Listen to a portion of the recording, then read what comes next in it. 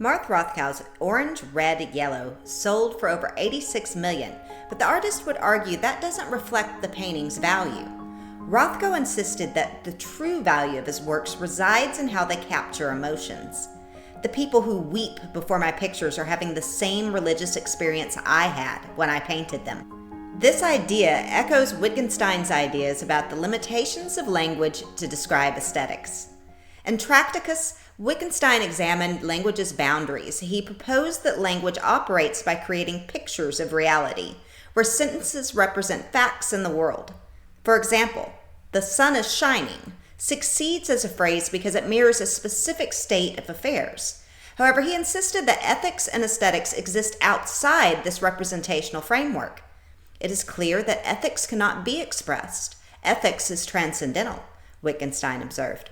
Here, transcendental suggests that ethics and aesthetics reflect values rather than factual descriptions, existing beyond the logical realm of language. Art provides a great example of this. Unlike a map, which provides a factual representation, a painting communicates a message through its form and composition. Martha Rothko's abstract works, for instance, move me emotionally with their massive slabs of color. My reaction, perhaps yours, resists literal explanation, aligning with how Wittgenstein wrote, "What can be shown cannot be said." And while Wittgenstein never commented directly on Rothko, his distinction between showing and saying aligns with Rothko's ability to reveal emotions beyond the reach of language. Music extends this idea even further. Beethoven's Eroica Symphony oozes struggle and triumph without uttering a single word. And according to Klog, Wittgenstein noted that music can express ethical ideas, but not through direct description. Its meaning emerges from its structure, tonal shifts, and progression. John Cage's 433 offers an even starker example. By focusing entirely on silence, Cage's work draws attention to ambient sounds, reshaping our perception of silence and sound. Although Wittgenstein never discussed Cage, the composition reflects Wittgenstein's principle that meaning can be revealed without conventional expression. And poetry, which ironically relies on language, also demonstrate this ineffability. T.S. Eliot's The Wasteland creates a tension between alienation and hope through its fragmented imagery and elusive symbols. And you can see this particularly in the fifth section, What the Thunder Said. There's a bleak, desolate vision of human suffering and spiritual barrenness.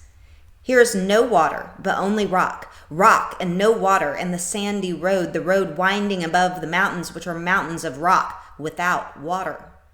You can feel a world stripped of life and sustenance. The repetition of no water reinforces the despair and hopelessness of this dry, uninhabitable landscape.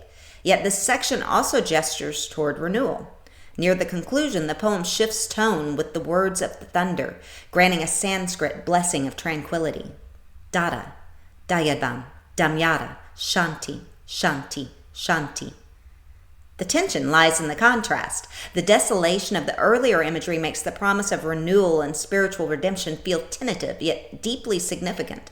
Eliot's fragmented style mirrors Wittgenstein's idea that poetry can show truths that resist direct explanation, leaving the reader to experience the interplay of alienation and hope, rather than dissecting it.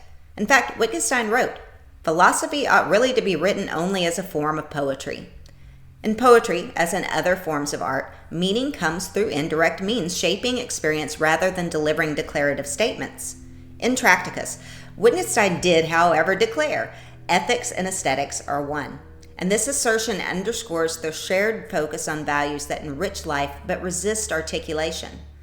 Diego Rivera's murals exemplify this unity. Take Man at the Crossroads as an example. This mural, originally commissioned for Rockefeller Center in 1933, depicted a dramatic ethical tension between the industrialist vision of progress through capitalism and a collectivist vision rooted in socialism and worker solidarity.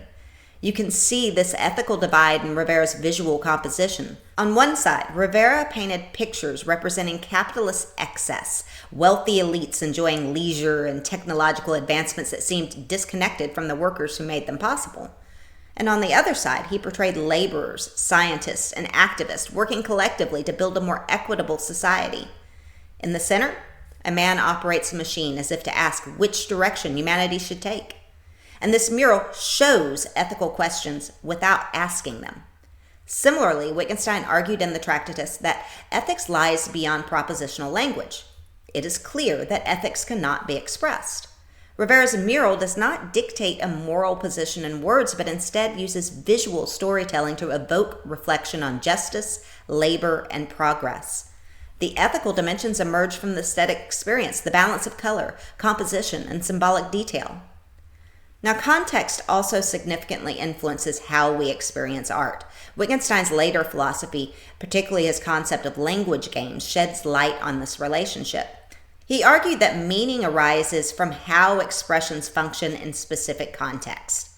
For instance, a Gregorian chant induces meditation in a cathedral, but it may feel incongruous in a contemporary concert hall. And similarly, Shakespeare's Hamlet, written and performed for Elizabethan audiences, has a different effect in modern productions. So Wittgenstein's claim that the meaning of a word is its use in the language is applicable to art's shifting meanings across cultural and historical contexts.